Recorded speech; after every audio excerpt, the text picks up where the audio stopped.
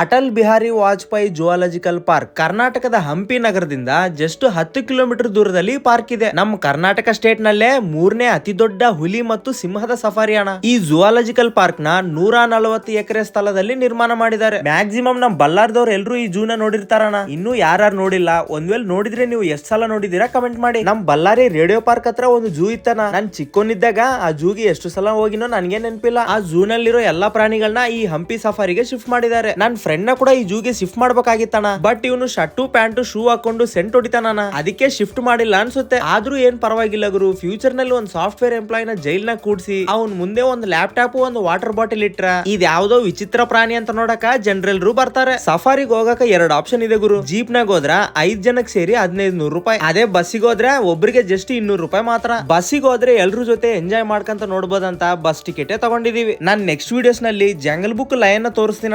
ನನ್ ವಿಡಿಯೋಸ್ ನ ಲೈಕ್ ಮಾಡಿ ಸಪೋರ್ಟ್ ಮಾಡಿ.